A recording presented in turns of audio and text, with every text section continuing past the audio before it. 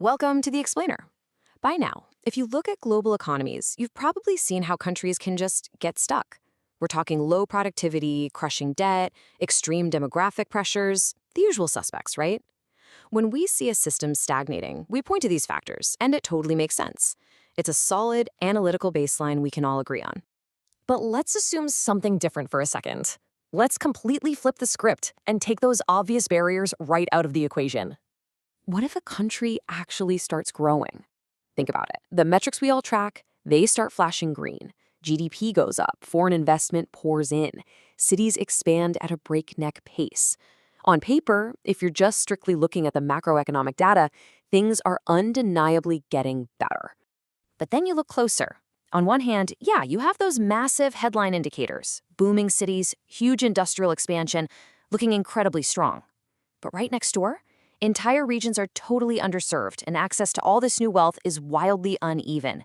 And this friction right here reveals a really uncomfortable truth. Broad prosperity is incredibly often just an illusion. So it leaves us with this fascinating and honestly frustrating contradiction. If all the numbers are pointing up, why do so many people still feel totally left behind? And make no mistake, this isn't just some anecdotal vibe. It is a hard systemic reality. The answer really comes down to one crucial distinction. Growth alone doesn't actually tell you who benefits from it. I mean, sure, every economy generates wealth, but that wealth doesn't just magically sprinkle itself evenly across a population. It actually flows through a very specific architecture. Wealth moves through policies, institutions, markets, networks. And here's the thing, these systems are not neutral. They can be shaped, they can be heavily influenced, and ultimately they can be captured. Not always illegally, not always in a way you can even easily see, but highly effectively. Which brings us to the absolute core of this explainer. Here's the key idea: elite capture. And listen, this isn't just your basic, everyday corruption.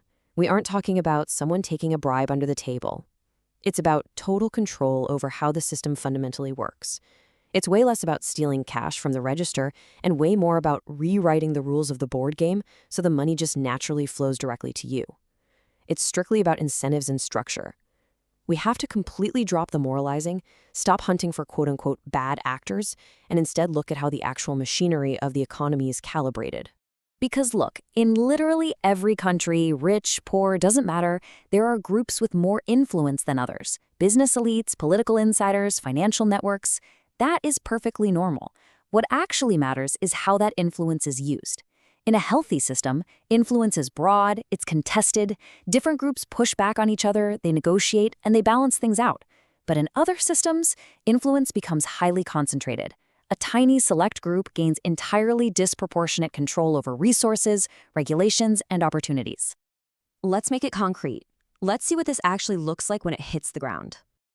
Imagine a country hits an economic boom. Investment is flooding in, and industries are scaling up.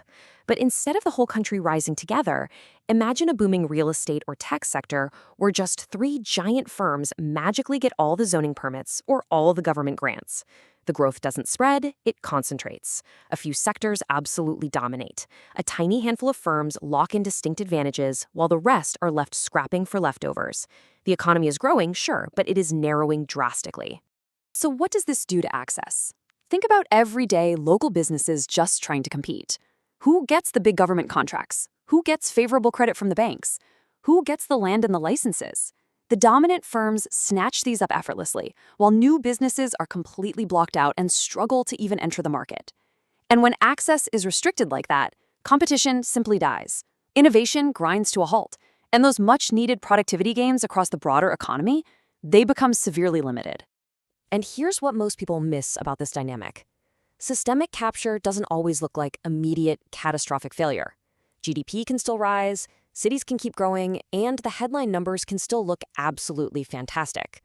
But underneath all of that, power becomes deeply, deeply concentrated, which immediately leads to severely limited access for everyone else. This inherently creates weak, stifled competition across the entire marketplace, which inevitably drives persistent inequality. The whole system becomes less dynamic, less inclusive, and way less resilient. And here's the real trap. Once concentration takes hold, it naturally reinforces itself. because the exact people who benefit from the system are the ones with the most ability to preserve it. Reforms slow down, barriers get higher, and it locks the entire economy into a state of long-term stagnation. At the end of the day, this is a purely structural issue. It is entirely about who has access, who makes the decisions, and who gets to shape the rules as time goes on. And honestly, even in highly advanced economies, you see versions of this everywhere, through lobbying, regulatory capture, and market monopolies. The question isn't whether influence exists, it's how constrained it is. And the second those constraints weaken, the entire system just tilts. So the elite capture trap, it's about systems where the incentives just naturally align to concentrate power over time. And once that happens, growth alone simply isn't going to save you.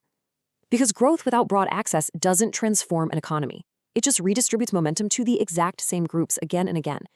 And that right there makes every other economic trap 10 times harder to escape.